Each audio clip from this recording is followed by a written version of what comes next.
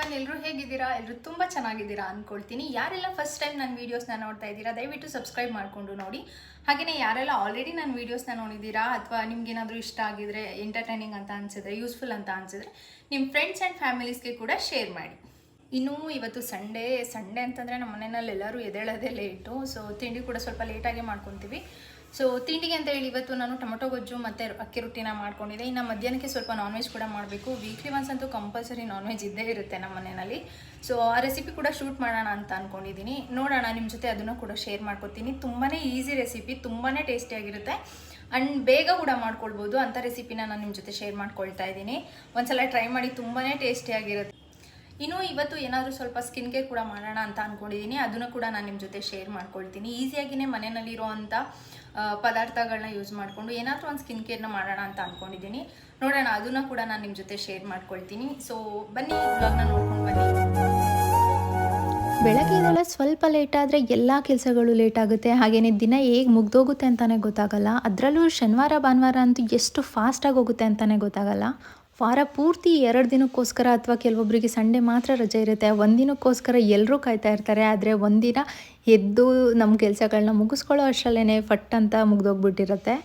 ಇನ್ನು ಬೆಳಗ್ಗೆ ತಿಂಡಿಗೆ ಸಿಂಪಲ್ಲಾಗಿ ಅಕ್ಕಿ ರೊಟ್ಟಿ ಮತ್ತು ಟೊಮೆಟೊ ಗೊಜ್ಜನ್ನ ಮಾಡ್ಕೊಂಡಿದ್ದೆ. ಆ ರೆಸಿಪಿನ ನಾನೇನು ಶೂಟ್ ಮಾಡೋಕ್ಕೆ ಹೋಗಲಿಲ್ಲ. ಹಾಗಾಗಿ ಮಧ್ಯಾಹ್ನದಿಂದ ನಾನು ನನ್ನ ವ್ಲಾಗ್ನ ಸ್ಟಾರ್ಟ್ ಮಾಡ್ಕೊಂಡಿದ್ದೀನಿ.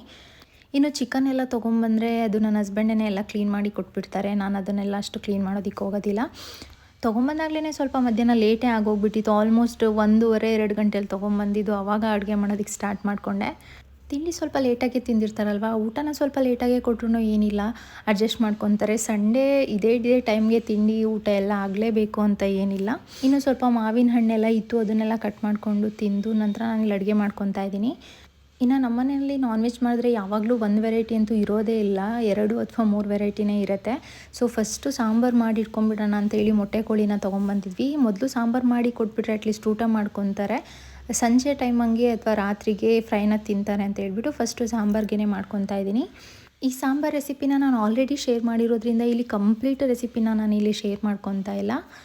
ನಮ್ಮೂರ ಕಡೆಯಲ್ಲಿ ಯಾವ ಥರ ಸಾಂಬಾರನ್ನ ಮಾಡ್ಕೊತೀವಿ ನಾನು ಕೂಡ ಅದೇ ರೀತಿ ಮಾಡ್ಕೊತೀನಿ. ಫಸ್ಟೆಲ್ಲ ಹಸಿ ಖಾರನ ಮಸಾಲೆನ ರುಬ್ಬಿ ಒಗ್ಗರಣೆಗೆ ಹಾಕ್ಬಿಟ್ಟು ನಂತರ ಅದಕ್ಕೆ ನಾನು ಕಾಯಿ ಮತ್ತು ಕಡಲೆನ ಹಾಕಿ ರುಬ್ಬಿಟ್ಟು ವಿಷಲ್ ಬಿಟ್ಕೊಂಡ್ಬಿಡ್ತೀನಿ. ಇನ್ನು ಕರಿಬೇವು ಚಿಕನ್ ಮಾಡೋಣ ಅಂತ ಅಂದ್ಕೊಂಡೆ ಇವತ್ತು. ಈ ರೆಸಿಪಿ ಅಂತೂ ತುಂಬಾ ಚೆನ್ನಾಗಿರುತ್ತೆ. ಇದು ಒಂಥರ ನಾನೇ ಕಂಡಿಡ್ದಿದ್ದ ರೆಸಿಪಿ ಅಂತಲೂ ಹೇಳ್ಬೋದು. ಯಾಕಂದರೆ ನಾನೇ ಸುಮ್ಮನೆ ಟ್ರಯಲ್ ಎರರ್ ಮಾಡೋದಕ್ಕೆ ಹೋಗಿ ಪ್ರಿಪೇರ್ ಮಾಡಿದ ರೆಸಿಪಿ. ನಿಜವಾಗ್ಲೂ ತುಂಬ ಚೆನ್ನಾಗಿರುತ್ತೆ. ಇದಕ್ಕೆ ಏನು ಹೆಸರು ಇಡಬೇಕು ಅಂತಲೂ ಗೊತ್ತಿಲ್ಲ. ಬಟ್ ಇದರಲ್ಲಿರೋ ಇಂಗ್ರೀಡಿಯೆಂಟ್ಸ್ನ ನೋಡಿ ನಾನೇ ಕರಿಬೇವು ಚಿಕನ್ ಅಂತ ಇಟ್ಟಿದ್ದೀನಿ. ಈ ಚಿಕನ್ ಫ್ರೈ ಮಾಡ್ಕೊಳ್ಳೋದಕ್ಕೆ ಮೊದಲು ನಾನು ಮನೆಯಲ್ಲಿ ಒಂದು ಪೌಡರ್ನ ರೆಡಿ ಮಾಡ್ಕೊಳ್ತೀನಿ. ಈ ಪೌಡರ್ನ ಪ್ರಿಪೇರ್ ಮಾಡೋದಕ್ಕೆ ಮೊದಲಿಗೆ ಇಲ್ಲಿ 2 ಸ್ಪೂನಷ್ಟು ಧನಿಯಾ ಕಾಳು ತೊಗೊಂಡಿದ್ದೀನಿ. ಇನ್ನು 1 ಸ್ಪೂನ್ ಸೋಂಪು, 1 ಸ್ಪೂನ್ ಕಾಳು ಮೆಣಸು, 1 ಸ್ಪೂನಷ್ಟು ಲವಂಗ ಮತ್ತು ಸ್ವಲ್ಪ ಮರಾಠಿ ಮೊಗ್ಗು ಅಥವಾ ಕಲ್ಲು ಅಂತ ಹೇಳ್ತೀರಲ್ಲ ಅದನ್ನು ಕೂಡ ತೊಗೊಂಡಿದ್ದೀನಿ. ಒಂದು 4-5 ಏಲಕ್ಕಿ ತೊಗೊಂಡಿದ್ದೀನಿ. ಹಾಗೆಯೇ 1 ಸ್ಪೂನಷ್ಟು ಅಥವಾ ಒಂದು 5-6 ದೊಡ್ಡ ಪೀಸ್ನಷ್ಟು ಚಕ್ಕೆನ ತೊಗೊಂಡಿದ್ದೀನಿ. ಯಾವುದೇ ಮಸಾಲೆ ಪೌಡರ್ ಮಾಡ್ಕೊಳ್ಳುವಾಗಲೂ ಅಷ್ಟೇ ಧನಿಯಾ ಕ್ವಾಂಟಿಟಿನ ಸ್ವಲ್ಪ ಜಾಸ್ತಿನೇ ತೊಗೊತೀವಿ. ನಂತರ ಇಲ್ಲಿ 1 ಹಿಡಿಯಷ್ಟು ಕರಿಬೇವನ್ನ ಕೂಡ ಹಾಕ್ಕೊಂಡು ಇದನ್ನೆಲ್ಲದನ್ನು ಸ್ಲೋ ಫ್ಲೇಮಲ್ಲಿ ನಿಧಾನವಾಗಿ ಚೆನ್ನಾಗಿ ಹುರ್ಕೊಳ್ಬೇಕಾಗತ್ತೆ. ನಾವು ಸ್ಲೋ ಫ್ಲೇಮಲ್ಲಿ ಎಷ್ಟು ಚೆನ್ನಾಗಿ ಹುರ್ಕೊಳ್ತೀವೋ ಅಷ್ಟು ಟೇಸ್ಟ್ ತುಂಬಾ ಚೆನ್ನಾಗಿ ಬರುತ್ತೆ. ಉರಿ ಜಾಸ್ತಿಯಾಗಿ ಸ್ವಲ್ಪ ಸಿದೋದ್ರೂ ಕೂಡ ಅದ್ರ ಟೇಸ್ಟೇ ಹಾಳಾಗಿಬಿಡುತ್ತೆ. ಹಾಗಾಗಿ ಸ್ಲೋ ಫ್ಲೇಮಲ್ಲೇ ನಿಧಾನವಾಗಿ ಚೆನ್ನಾಗಿ ಸ್ವಲ್ಪ ಕೆಂಪು ಬಣ್ಣ ಬರೋವರೆಗೂ ಹುರ್ಕೊಳ್ಬೇಕಾಗುತ್ತೆ. ಆ ಉರಿವಾಗ ಅರೋಮಾ ಅಂತೂ ನಿಜವಾಗ್ಲೂ ತುಂಬಾ ಚೆನ್ನಾಗಿರುತ್ತೆ. ಈ ರೀತಿ ಪೌಡರ್ನ ನೀವು ಒಂದ್ಸಲ ಮನೆಯಲ್ಲಿ ಮಾಡಿಟ್ಕೊಂಡ್ರೆ ನಿಮ್ಗೆ ಯಾವಾಗ ಇನ್ಸ್ಟೆಂಟಾಗಿ ಬೇಕಾದರೆ ಕೂಡ ನೀವು ಚಿಕನ್ ಫ್ರೈನ ಮಾಡ್ಕೊಳ್ಬೋದು. ಅಥವಾ ಸಡನ್ನಾಗಿ ಯಾರಾದರೂ ಗೆಸ್ಟ್ ಬಂದಾಗ ನಿಮಗೆ ಏನು ಮಾಡಬೇಕು ಅಂತ ಗೊತ್ತಾಗದೇ ಇದ್ದಾಗ ಈ ಥರ ಪೌಡರ್ಗಳು ಆಲ್ರೆಡಿ ಮನೆಯಲ್ಲಿದ್ದರೆ ತುಂಬಾ ಯೂಸ್ಫುಲ್ ಆಗುತ್ತೆ. ನಾನು ಕೂಡ ಅಷ್ಟೇ ಯಾವಾಗಲೂ ಮಾಡಿಟ್ಕೊಂಡ್ರೆ ಒಂದು 3 ಸಲ 4 ಸಲ ಆಗೋಷ್ಟು ಟೈಮ್ಗೆ ಪೌಡರ್ನ ಮಾಡಿಟ್ಕೊಂಡ್ಬಿಡ್ತೀನಿ. ಒಂದೇ ಸಲ ಮಾಡಿಟ್ಕೊಂಡ್ರೆ ಅವಾಗವಾಗ ಮಾಡೋ ಅವಶ್ಯಕತೆ ಇರಲ್ಲ. ಇವಾಗ ಇಲ್ಲೆಲ್ಲ ಆದ ತಕ್ಷಣ ಅದನ್ನು ತಣ್ಣಗಾಗೋದಿಕ್ಕೆ ಸ್ವಲ್ಪ ಹೊತ್ತು ಬಿಟ್ಬಿಟ್ಟು ನಂತರ ಮಿಕ್ಸಿ ಜಾರ್ಗೆ ಹಾಕ್ಕೊಂಡು ನುಣ್ಣಗೆ ಪುಡಿ ಮಾಡ್ಕೊಳ್ಳೋದಷ್ಟೇ.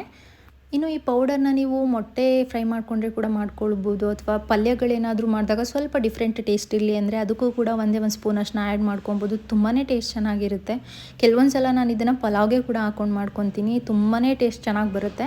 ಎಲ್ಲದನ್ನು ತಣ್ಣಗಾಗೋದಕ್ಕೆ ಬಿಟ್ಟು ನಂತರನೇ ಅದನ್ನು ನಾವು ಪೌಡರ್ ಮಾಡ್ಕೊಳ್ಬೇಕಾಗುತ್ತೆ. ಬಿಸಿನಲ್ಲೇ ಪೌಡರ್ ಮಾಡಿಕೊಂಡ್ರೆ ಒಂದೊಂದು ಪುಡಿ ಆಗುತ್ತೆ, ಒಂದೊಂದು ಕರೆಕ್ಟಾಗಿ ಪುಡಿ ಆಗೋದಿಲ್ಲ. ಸೊ ತಣ್ಣಗಾದ್ಮೇಲೆ ಅದನ್ನು ನಾನು ಮಿಕ್ಸಿ ಜಾರ್ಗೆ ಹಾಕ್ಕೊಂಡು ನುಣ್ಣಗೆ ರುಬ್ಕೋಬೇಕಾಗುತ್ತೆ. ನಾನು ಈ ರೀತಿ ಮಾಡಿ ಒಂದು ಬಾಟಲ್ಗೆ ಹಾಕ್ಕೊಂಡು ಎತ್ತಿಟ್ಕೊಂಡ್ಬಿಡ್ತೀನಿ. ಇದನ್ನು ಮಸಾಲೆನ ಕೂಡ ಅಷ್ಟೇ ಗ್ರೈಂಡ್ ಮಾಡಿದ ತಕ್ಷಣ ನಾವು ಡಬ್ಬಿಗೆ ಹಾಕಿ ಇಟ್ಕೊಬಾರ್ದು. ಸ್ವಲ್ಪ ತಣ್ಣಗಾಗೋದಕ್ಕೆ ಬಿಟ್ಬಿಡಬೇಕು. ಯಾಕಂದರೆ ಬಿಸಿನಲ್ಲೇ ಹಾಕಿ ಇಟ್ಕೊಂಡ್ರೆ ಅದು ಬೇಗನೆ ಹಾಳಾಗ್ಬಿಡುತ್ತೆ. ಯಾವುದೇ ಪೌಡರ್ ಆಗಿರ್ಬೋದು, ತಣ್ಣಗಾದ ನಂತರನೇ ನಾನು ಅದನ್ನು ಸ್ಟೋರ್ ಮಾಡಿ ಇಟ್ಕೊತೀನಿ. ಇದು ಒಂದು ಪೌಡರ್ ಇದ್ದರೆ ಸಾಕು, ಮನೆಯಲ್ಲಿ ನೀವು ಅಷ್ಟು ಬೇಗ ಚಿಕನ್ಗಾಗಿರ್ಬೋದು ಮಟನ್ಗಾಗಿರ್ಬೋದು ಯೂಸ್ ಮಾಡ್ಕೊಂಡು ಏನಾದರೂ ರೆಸಿಪಿನ ಮಾಡ್ಬೋದು. ಮತ್ತು ಈ ಚಿಕನ್ ಫ್ರೈ ಚಪಾತಿ ಜೊತೆಗೆ, ದೋಸೆ ಜೊತೆಗೆ ಅಥವಾ ಮುದ್ದೆ ಜೊತೆಗೆ ಸೈಡಿಗೆ ತಿನ್ನೋದಕ್ಕೆ ಅಥವಾ ಹಾಗೇ ತಿನ್ನೋದಕ್ಕೆ ಕೂಡ ತುಂಬಾ ಟೇಸ್ಟಿಯಾಗಿರುತ್ತೆ. ಮಸ್ಟ್ ಟ್ರೈ ಮಾಡಿ ಅಂತಲೇ ಹೇಳ್ತೀನಿ.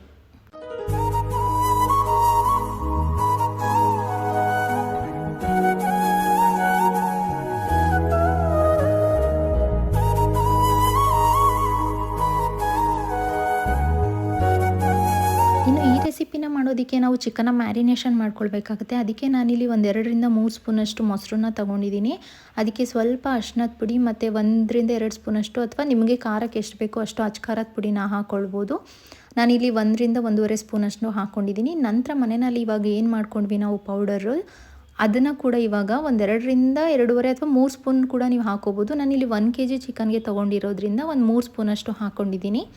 ನಂತರ ಇದಕ್ಕೆ ಮನೆಯಲ್ಲೇ ಮಾಡಿಟ್ಟಿದ್ದಂಥ ಶುಂಠಿ ಬೆಳ್ಳುಳ್ಳಿ ಪೇಸ್ಟ್ನ ಕೂಡ 1 ಸ್ಪೂನಷ್ಟು ಹಾಕ್ಕೊಂಡಿದ್ದೀನಿ. ಹಾಗೆಯೇ ಒಂದು ಅರ್ಧ ನಿಂಬೆಹಣ್ಣ ಹಿಂಡ್ಕೊಂಡಿದ್ದೀನಿ. ಮತ್ತು ಈ ರುಚಿಗೆ ಎಷ್ಟು ಬೇಕೋ ಅಷ್ಟು ಉಪ್ಪನ್ನ ನೀವು ಇವಾಗಲೇ ಮ್ಯಾರಿನೇಷನ್ ಮಾಡುವಾಗಲೇ ಹಾಕಿಟ್ರೆ ಚಿಕನ್ಗೆ ಉಪ್ಪು ತುಂಬಾ ಚೆನ್ನಾಗಿ ಹಿಡಿಯುತ್ತೆ, ತುಂಬಾ ರುಚಿಯಾಗಿ ಬರುತ್ತೆ.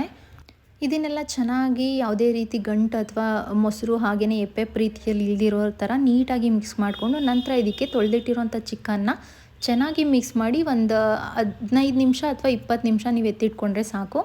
ಚಿಕನ್ನ ನಾವು ಈ ರೀತಿ ಮೊಸರಿನಲ್ಲಿ ಮತ್ತು ನಿಂಬೆಹಣ್ಣಲ್ಲಿ ಮ್ಯಾರಿನೇಷನ್ ಮಾಡೋದ್ರಿಂದ ಏನಾಗುತ್ತೆ ಅಂದರೆ ಆ ಬೆಣ್ಣೆ ಪೀಸ್ ಥರ ಇರುತ್ತಲ್ವ, ಅದು ನಮ್ಗೆ ಆ ರೀತಿ ಟೇಸ್ಟ್ ಇರೋದಿಲ್ಲ. ಉಪ್ಪು ಖಾರ ಮಸಾಲೆ ಎಲ್ಲ ತುಂಬಾ ಚೆನ್ನಾಗಿ ಹಿಡ್ದಿರುತ್ತೆ ಮತ್ತು ಚಿಕನ್ ಕೂಡ ತುಂಬ ಸಾಫ್ಟಾಗಿ ಆಗಿಬಿಡುತ್ತೆ. ಮತ್ತು ಮೊದಲೇ ಈ ರೀತಿ ಮ್ಯಾರಿನೇಷನ್ ಮಾಡ್ಕೊಳ್ಳೋದ್ರಿಂದ ಚಿಕನ್ ಬೇಗನೆ ಬೇಯುತ್ತೆ. ಈ ರೀತಿ ಚೆನ್ನಾಗಿ ಮಿಕ್ಸ್ ಮಾಡ್ಕೊಳ್ಬೇಕಾಗುತ್ತೆ. ನೀವು ಕೈಯಲ್ಲಿ ಕೂಡ ಮಿಕ್ಸ್ ಮಾಡಿ ಎತ್ತಿಟ್ಕೋಬೋದು. ನಾನು ಹೇಗಿದ್ರೂ ಸ್ಪೂನ್ ಆಗಿತ್ತಲ್ವ ಅಂದ್ಬಿಟ್ಟು ಅದರಲ್ಲೇ ಮಿಕ್ಸ್ ಮಾಡಿ ಎತ್ತಿಟ್ಕೊತಾ ಇದ್ದೀನಿ. ನಂತರ ಈ ರೆಸಿಪಿ ಮಾಡೋದಕ್ಕೆ ಬೇಕಾಗಿರುವಂಥ ತರಕಾರಿಗಳನ್ನೆಲ್ಲ ಹೆಚ್ಚಿಟ್ಕೊಂಡ್ಬಿಟ್ಟೆ. ಇದಕ್ಕೆ ಬೇಕಾಗಿರೋದು ಈರುಳ್ಳಿ, ಹಸಿಮೆಣಸಿಕಾಯಿ, ಕೊತ್ತಂಬರಿ ಸೊಪ್ಪು, ಟೊಮೆಟೊ ಇಷ್ಟು ಇದ್ರೇ ಸಾಕು, ನಿಮ್ಗೆ ಈ ರೆಸಿಪಿ ರೆಡಿ ಆಗಿಬಿಡುತ್ತೆ.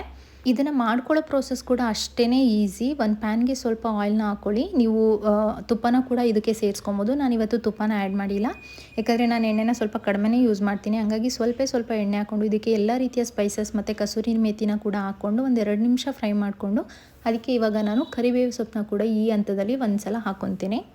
ನಂತರ ಇದಕ್ಕೆ ಕಟ್ ಮಾಡಿ ಇಟ್ಟಿರುವಂಥ 2 ಈರುಳ್ಳಿನ ಕೂಡ ಸೇರಿಸ್ಕೊಂಡಿದ್ದೀನಿ. ಇದನ್ನು ಸ್ವಲ್ಪ ಉಪ್ಪಾಕಿ ಕೂಡ ನೀವು ಬ್ರೌನ್ ಕಲರ್ ಬರೋವರೆಗೂ ಹುರ್ಕೋಬೋದು. ಇಲ್ಲಾಂದರೆ ಚಿಕನ್ಗೆ ನೀವು ಆಲ್ರೆಡಿ ಕಂಪ್ಲೀಟಾಗಿ ಉಪ್ಪು ಹಾಕಿದರೆ ಈ ಹಂತದಲ್ಲಿ ಉಪ್ಪು ಹಾಕೋ ಅವಶ್ಯಕತೆ ಇರೋದಿಲ್ಲ. ಈರುಳ್ಳಿ ಎಲ್ಲ ಸ್ವಲ್ಪ ಬ್ರೌನ್ ಕಲರ್ ಬಂದ ನಂತರ ಟೊಮೆಟೊನ ಹಾಕಿ ಅದು ಕೂಡ ಸಾಫ್ಟ್ ಆಗೋವರೆಗೂ ಅದನ್ನು ಸ್ವಲ್ಪ ಫ್ರೈ ಮಾಡ್ಕೊಳ್ಬೇಕಾಗತ್ತೆ.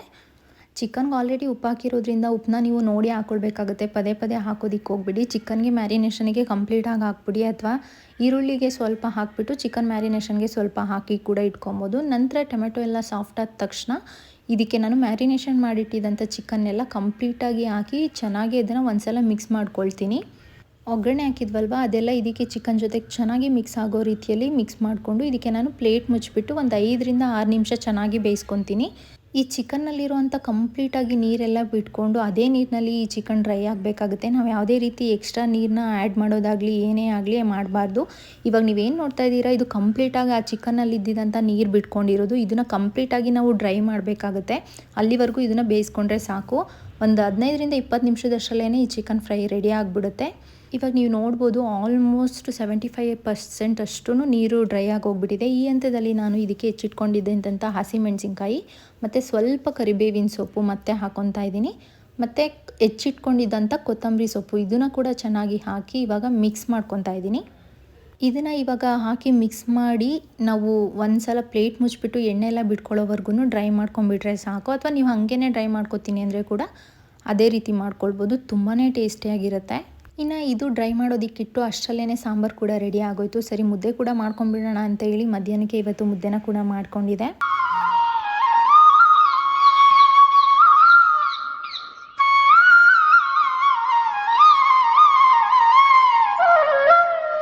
ಈ ಚಿಕನ್ ರೆಸಿಪಿನ ನಾನು ಒಂದ್ಸಲ ಟ್ರೈ ಮಾಡಿ ಅಂತಲೇ ಹೇಳ್ತೀನಿ. ನಿಜವಾಗ್ಲೂ ಟೇಸ್ಟ್ ಅಂತೂ ತುಂಬಾ ಚೆನ್ನಾಗಿರುತ್ತೆ. ಈ ರೀತಿ ಕಂಪ್ಲೀಟಾಗಿ ಡ್ರೈ ಆಗೋವರೆಗೂ ನಾವು ಅದನ್ನು ಹುರ್ಕೊಳ್ಬೇಕಾಗತ್ತೆ. ಟೇಸ್ಟ್ ಅಂತೂ ಸೂಪರ್ಬ್ ಆಗಿರುತ್ತೆ.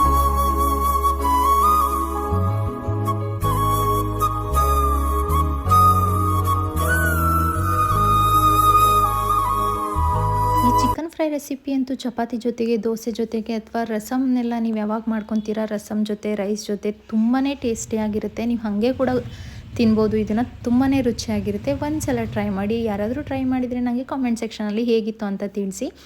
ಇನ್ನು ಮಧ್ಯಾಹ್ನ ಊಟ ಕೂಡ ಮುಗಿಸ್ಕೊಂಡ್ಬಿಡೋಣ ಅಂತಲ್ಲಿ ಇದೆಲ್ಲ ಪ್ರಿಪೇರ್ ಮಾಡೋಷ್ಟರಲ್ಲೇ ಒಂದು 3:30ರಿಂದ 4 ಗಂಟೆ ಆಗೋಯಿತು. ಸೊ ಊಟ ಕೂಡ ಮುಗಿಸ್ಕೊಂಡ್ಬಿಟ್ವಿ. ಊಟ ಎಲ್ಲ ಮುಗಿದ್ಮೇಲೆ ಸ್ವಲ್ಪ ಸ್ಕಿನ್ ಕೇರ್ ಕೂಡ ಮಾಡೋಣ ಅಂತ ಇವತ್ತು ಪ್ಲ್ಯಾನ್ ಮಾಡ್ಕೊಂಡಿದ್ದೆ. ಸರಿ ಅದನ್ನು ಕೂಡ ಮಾಡ್ಕೊಂಬಿಡೋಣ ಅಂತ ಸ್ಟಾರ್ಟ್ ಮಾಡಿಕೊಂಡೆ ಊಟ ಆದ ತಕ್ಷಣವೇ.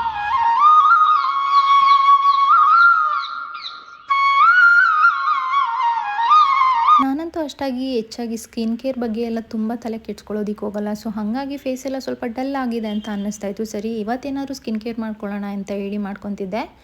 ಇನ್ನು ಮನೆಯಲ್ಲಿನೇ ನಾನು ನೆಲ್ಲಿಕಾಯಿ ಪುಡಿನ ಮಾಡಿ ಇಟ್ಕೊಂಡಿದ್ದೆ. ಅಂದರೆ ನೆಲ್ಲಿಕಾಯಿನ ಒಣಗಿಸಿ ನಾನೇ ಪೌಡರ್ ಮಾಡಿ ಇಟ್ಕೊಂಡಿದ್ದೆ. ಅದನ್ನೇ ಬಳಸ್ಕೊಂಡು ಇವತ್ತು ಮಾಡ್ಕೊತಾ ಇದ್ದೀನಿ. ಈ ಫೇಸ್ ಪ್ಯಾಕ್ನ ಮಾಡ್ಕೊಳ್ಳೋದಕ್ಕೆ 1 ಸ್ಪೂನಷ್ಟು ಕಡಲೆ ಹಿಟ್ಟು ತೊಗೊಂಡಿದ್ದೀನಿ. 1 ಸ್ಪೂನಷ್ಟು ನೆಲ್ಲಿಕಾಯಿ ಪುಡಿ ನಾನು ಇದನ್ನು ಮನೆಯಲ್ಲೇ ಮಾಡಿಟ್ಟಿರೋದನ್ನ ತೊಗೊಂಡಿದ್ದೀನಿ. ನೀವು ಹೊರಗಡೆದಾದರೂ ಕೂಡ ತೊಗೊಬೋದು. ಮತ್ತು ಒಂದೇ 1 ಸ್ಪೂನಷ್ಟು ಜೇನುತುಪ್ಪನ ಹಾಕ್ಕೊಂಡಿದ್ದೀನಿ. 1 ಸ್ಪೂನಷ್ಟು ನಿಂಬೆಹಣ್ಣು ರಸನ ಹಾಕ್ಕೊಂಡಿದ್ದೀನಿ. ಮತ್ತು ಒಂದೇ 1 ಸ್ಪೂನಷ್ಟು ಹಾಲನ್ನ ಕೂಡ ತೊಗೊಂಡಿದ್ದೀನಿ. ಹಸಿ ಹಾಲನ್ನೇ ತೊಗೊಂಡಿದ್ದೀನಿ. ಇದನ್ನೆಲ್ಲದನ್ನು ಚೆನ್ನಾಗಿ ಮಿಕ್ಸ್ ಮಾಡ್ಕೊಳ್ಬೇಕಾಗತ್ತೆ. ಇದನ್ನು ಚೆನ್ನಾಗಿ ಮಿಕ್ಸ್ ಮಾಡಿಕೊಂಡು ಇದನ್ನು ನಾನು 2ರಿಂದ 3 ನಿಮಿಷ ಹಾಗೆ ಎತ್ತಿಟ್ಕೊಂಡ್ಬಿಟ್ಟೆ. ಯಾವುದೇ ಫೇಸ್ ಪ್ಯಾಕ್ ಹಚ್ಚೋಕ್ಕಿಂತ ಮುಂಚೆನೂ ನಾವು ಫಸ್ಟು ನಮ್ಮ ಮುಖನ ಕ್ಲೀನ್ ಮಾಡ್ಕೊಳ್ಬೇಕಾಗುತ್ತೆ. ಅಂದರೆ ನಮ್ಮ ಮುಖದಲ್ಲಿರೋವಂಥ ಡಸ್ಟ್ ಆಗಿರ್ಬೋದು ಮತ್ತು ಬೆವರು ಬಂದಿರೋವಂಥ ನೀರಾಗಿರ್ಬೋದು, ಇದ್ರ ಮೇಲೆಲ್ಲ ನಾವು ಫೇಸ್ ಪ್ಯಾಕ್ನ ಅಪ್ಲೈ ಮಾಡಿದರೆ ಅದು ಏನೂ ಯೂಸ್ಫುಲ್ ಆಗೋದಿಲ್ಲ. ಸೊ ಹಾಗಾಗಿ ನಾನು ಏನೇ ಸ್ಕಿನ್ ಕೇರ್ ರುಟೀನ್ ಏನಾದರೂ ಫಾಲೋ ಮಾಡ್ತಾಯಿದ್ರೆ ಅಥವಾ ಈ ರೀತಿ ಏನಾದರೂ ಫೇಸ್ ಪ್ಯಾಕ್ನ ಅಪ್ಲೈ ಮಾಡೋಕ್ಕೆ ಮುಂಚೆ ಫಸ್ಟು ನಾನು ಫೇಸ್ ವಾಶ್ನ ಮಾಡ್ಕೊಂಬಿಟ್ಟು ಅದನ್ನು ಸ್ವಲ್ಪ ಡ್ರೈ ಮಾಡ್ಕೊತೀನಿ. ಈ ರೀತಿ ಮುಖನ ಒರೆಸ್ಕೊಂಡು ನಂತರ ನಾವು ಫೇಸ್ ಪ್ಯಾಕ್ನ ಅಪ್ಲೈ ಮಾಡ್ಕೊಳ್ಬೇಕಾಗತ್ತೆ. ಇನ್ನು ನೆಲ್ಲಿಕಾಯಿನಲ್ಲಿ ತುಂಬಾ ಹೆಲ್ತ್ ಬೆನಿಫಿಟ್ಸ್ ಇದೆ. ನಾವು ಅದನ್ನು ಸೇವಿಸೋದಾಗಿರ್ಬೋದು, ಈ ರೀತಿ ಏನಾದರೂ ಫೇಸ್ ಪ್ಯಾಕ್ ಅಥವಾ ಏರ್ಗೇನಾದರೂ ಮಾಸ್ಕ್ ಮಾಡಿ ಅಪ್ಲೈ ಮಾಡ್ಕೊಳ್ಳೋದ್ರಿಂದ ತುಂಬಾ ಚೆನ್ನಾಗಿ ರಿಸಲ್ಟ್ ಸಿಗುತ್ತೆ ಅಂತಲೇ ಹೇಳ್ಬೋದು. ಇನ್ನು ಇದರಲ್ಲಿ ವೈಟಮಿನ್ ಸಿ ಇರೋದ್ರಿಂದ ಇದು ನಮ್ಮ ಸ್ಕಿನ್ನ ಬ್ರೈಟನ್ ಮಾಡಿ ನಮ್ಮ ಸ್ಕಿನ್ನ ಈವನ್ ಟೋನ್ ಆಗಿ ಇಡೋದಕ್ಕೆ ಇದು ತುಂಬಾ ಹೆಲ್ಪ್ ಆಗುತ್ತೆ. ಇನ್ನು ಪಿಂಪಲ್ಸ್ ಇರೋರಿಗೆ, ಆ್ಯಕ್ನೆ ಮಾರ್ಕ್ಸ್ ಇರೋರಿಗೆ ಇದನ್ನ ಅಪ್ಲೈ ಮಾಡ್ಕೊಳ್ಳೋದ್ರಿಂದ ಅದು ರೆಡ್ಯೂಸ್ ಆಗೋ ಚಾನ್ಸಸ್ ಕೂಡ ತುಂಬಾ ಇದೆ. ಇನ್ನು ಇದರಲ್ಲಿ ವೈಟಮಿನ್ ಸಿ ಇರೋದ್ರಿಂದ ಇದು ನಮಗೆ ಸ್ಕಿನ್ಗೆ ಬೇಕಾಗಿರೋ ಅಂಥ ನಮ್ಮ ಕೊಲಾಜಿನ್ ಏನಿದೆ ಅದು ಪ್ರೊಡಕ್ಷನ್ನ ಹೆಚ್ಚು ಮಾಡೋದಕ್ಕೆ ಇದು ತುಂಬಾ ಹೆಲ್ಪ್ ಆಗುತ್ತೆ. ನೆಲ್ಲಿಕಾಯಿ ಆ್ಯಂಟಿ ಏಜಿಂಗ್ ಪ್ರಾಪರ್ಟೀಸ್ ಆಗಿ ಇದು ತುಂಬಾ ವರ್ಕ್ ಆಗುತ್ತೆ. ಮತ್ತು ನಮ್ಮ ಫೇಸಲ್ಲಿ ಚಿಕ್ಕ ವಯಸ್ಸಿಗೆ ಬರುವಂಥ ರಿಂಕಲ್ಸ್ ಆಗಿರ್ಬೋದು, ಫೈನ್ ಲೈನ್ಸ್ ಆಗಿರ್ಬೋದು, ಇದನ್ನೆಲ್ಲ ರೆಡ್ಯೂಸ್ ಮಾಡೋದಕ್ಕೆ ಇದು ತುಂಬಾ ಹೆಲ್ಪ್ ಆಗುತ್ತೆ. ವಾರದಲ್ಲಿ 1 ಸಲ ಅಥವಾ ನೀವು 2 ಸಲ ಈ ಮಾಸ್ಕ್ನ ಖಂಡಿತವಾಗ್ಲೂ ಟ್ರೈ ಮಾಡ್ಬೋದು. ಯಾವುದೇ ರೀತಿ ಸೈಡ್ ಎಫೆಕ್ಟ್ಸ್ ಇರೋದಿಲ್ಲ, ಯಾವುದೇ ರೀತಿ ಪಿಂಪಲ್ಸ್ ಬರೋದಿಲ್ಲ. ತುಂಬಾ ಹೆಲ್ದಿಯಾಗಿ ನಿಮ್ಮ ಸ್ಕಿನ್ನ ಕಾಪಾಡ್ಕೊಳ್ಳೋಕ್ಕೆ ಒಂದು ಬೆಸ್ಟ್ ಆಪ್ಷನ್ ಅಂತಲೇ ಹೇಳ್ತೀನಿ. ಇನ್ನು ಇದನ್ನು ಅಪ್ಲೈ ಮಾಡಿಕೊಂಡು ಈ ರೀತಿ ಕಂಪ್ಲೀಟಾಗಿ ಫೇಸ್ಗೆ ಅಪ್ಲೈ ಮಾಡ್ಕೊಂಡಿದ್ದೀನಿ. ಕಣ್ಣತ್ರ ನಾನು ಸ್ವಲ್ಪ ಕೆಳಗಡೆ ಸ್ಪೇಸ್ ಬಿಟ್ಬಿಟ್ಟು ಇನ್ನು face full all over face ಏನಿದೆ ಕಂಪ್ಲೀಟಾಗಿ ಅಪ್ಲೈ ಮಾಡ್ಕೊಂಡಿದ್ದೀನಿ. ನಾನಿವತ್ತು ನೆಕ್ಕಿಗೆಲ್ಲ ಏನು ಅಪ್ಲೈ ಮಾಡ್ಕೊಳಕ್ಕೆ ಹೋಗ್ತಾಯಿಲ್ಲ. ನೆಕ್ಸ್ಟ್ ನಾನು ಅದನ್ನು ಯೂಸ್ ಮಾಡ್ಕೊತೀನಿ. ಸೊ ಹಾಗಾಗಿ ಈ ರೀತಿ ಕಂಪ್ಲೀಟಾಗಿ ಅಪ್ಲೈ ಮಾಡಾದಮೇಲೆ ಇದನ್ನು ನಾವು ಒಂದು 10 ನಿಮಿಷ ಹಾಗೆ ಬಿಡಬೇಕಾಗುತ್ತೆ. ಅದನ್ನು ಕಂಪ್ಲೀಟಾಗಿ ಒಣಗೋದಿಕ್ಕೆ ಬಿಟ್ಬಿಡಬೇಕು. ಇದನ್ನು ಅಪ್ಲೈ ಮಾಡಿ ಒಂದು 10 ನಿಮಿಷ ಹಾಗೆ ಬಿಟ್ಟರೆ ಇದು ಕಂಪ್ಲೀಟಾಗಿ ಈ ರೀತಿ ಡ್ರೈ ಆಗಿರುತ್ತೆ. ನೀವು ಟಚ್ ಮಾಡಿ ಫೀಲ್ ಮಾಡಿದರೆ ಕೂಡ ಅದು ನಿಮ್ಮ ಕೈಗೆ ಅಂಟೋದಿಲ್ಲ. ಅಷ್ಟು ನೀಟಾಗಿ ಒಣಗಿದ್ಮೇಲೆ ನೀವು ಇದನ್ನು ನಾರ್ಮಲ್ ವಾಟರಲ್ಲಿ ವಾಶ್ ಮಾಡಬೇಕಾಗುತ್ತೆ.